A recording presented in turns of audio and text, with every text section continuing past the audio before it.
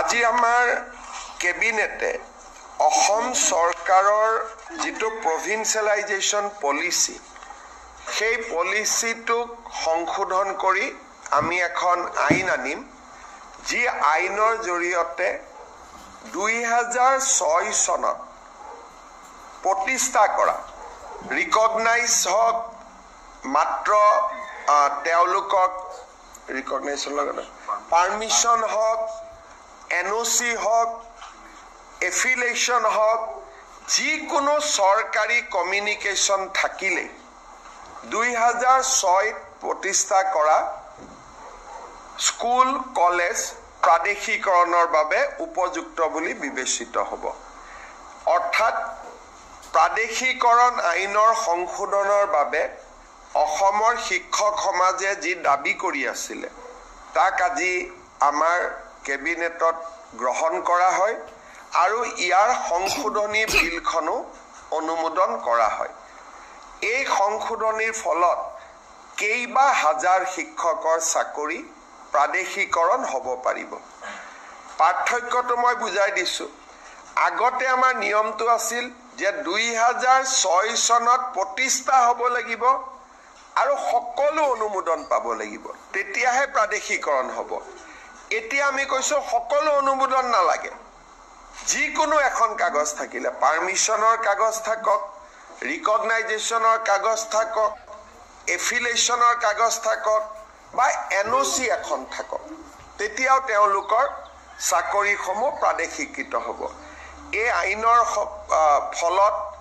বহু কেইখন মহাবিদ্যালয় প্ৰাদেশিকৃত হ'ব সুবিধা পাব কিমানখন কলেজ হ'ব প্ৰায় 15খন নতুন মহাবিদ্যালয় প্ৰাদেশিকৃত হ'ব স্কুল কিমানমান হ'ব স্কুলটো হিচাপ উলিয়াব দিগদাৰ কিন্তু কেইবা হাজাৰো বিদ্যালয় নতুনকৈ প্ৰাদেশিকৰণৰ আওতাত আহিব পাৰিব আজি আমাৰ কেবিনেটত নেৰিম নামৰ শিক্ষানুষ্ঠানখনে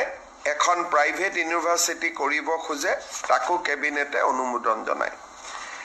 আজি আমাৰ অসমৰ উচ্চ শিক্ষাৰ বাবে এটা অতি আনন্দৰ বিষয় আজিম প্ৰেমজীৰ নাম আপোনালোকে শুনিছে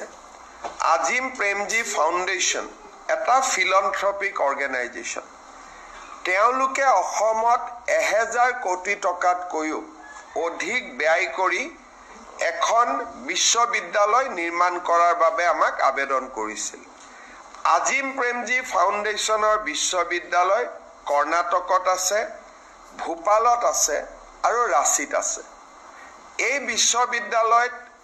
ছাত্ৰ ছাত্ৰীসকলক যথেষ্ট স্কলাৰশ্বিপ দিয়া হয়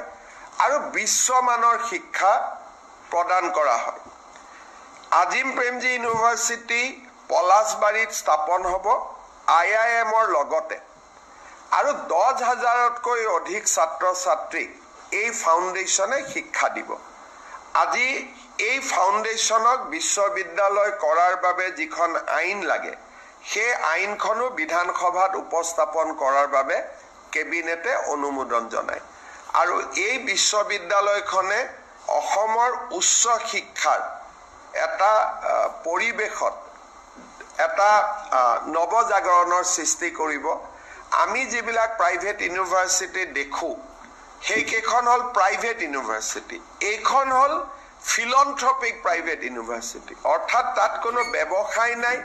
প্ৰফিটৰ কথা নাই বৰঞ্চ ল'ৰা ছোৱালীক তেওঁলোকে স্কলাৰশ্বিপ দি পঢ়াব সেইকাৰণে আৰু প্ৰথম অৱস্থাত 1100-1200 কোটি টকা তেওঁলোকে পৰৱৰ্তী অৱস্থাত 1700 কোটি টকালৈকে বিনিয়োগ কৰিব তাত স্কুলো বনাব তেওঁলোকে হস্পিটালো বনাব এটা ডাঙৰ পৰিৱৰ্তন আহিব IIMৰ লগতে হ'ব পলাশবাৰী ৰাইজৰ বাবেও এটা আনন্দৰ বাতৰি অসমৰ ৰাইজৰ বাবেও এটা আনন্দৰ বাতৰি আজি আমাৰ কেবিনেটত আমি বহু দিনৰ পৰা আলোচনা কৰি আছিলো যে চাহ বাগিচাৰ শ্ৰমিকসকলৰ লাইনৰ মাটি আমি মালিকৰ পৰা সিলিং এক্টত লৈ আমি শ্ৰমিকসকলৰ মাজত বিতৰণ কৰিম আজি কেবিনেটে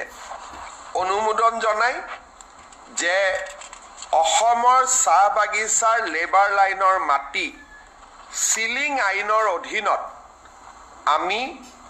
চৰকাৰীকৰণ কৰিম আৰু একটতে লিখা থাকিব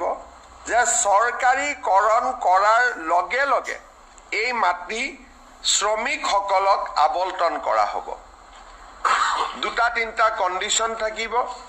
শ্ৰমিকসকলে 20 বছৰলৈ এই মাটি বিক্ৰী কৰিব নোৱাৰিব আবণ্টন পোৱাৰ পিছত, আৰু শ্ৰমিকসকলে এই মাটি যেতিয়া 20 বছৰ পিছতো বিক্ৰী কৰিব, এই চাহ জনগোষ্ঠীৰ ৰাইজৰ মাজতহে বিক্ৰী কৰিব পাৰিব। আউটসাইড টি গাৰ্ডেনৰ যি শ্ৰমিক তেওঁলোকক বিক্ৰী কৰিব নোৱাৰিব, যাতে লেবাৰ লাইনবোৰ সুৰক্ষিত হৈ থাকে।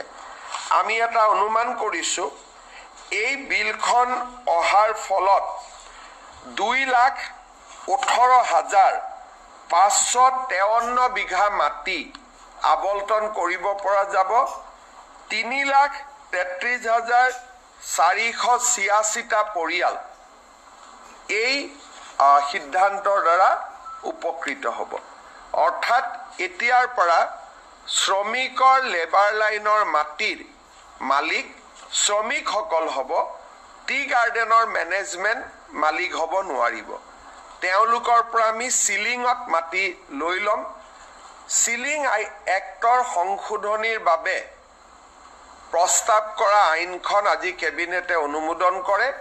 আৰু অসম বিধানসভাত 25 তাৰিখে এই আইনখন আমি উপস্থাপন কৰিম। অসমৰ চাহ বাগিচাৰ শ্ৰমিকৰ বাবে এটা ঐতিহাসিক মুহূৰ্ত হ'ব।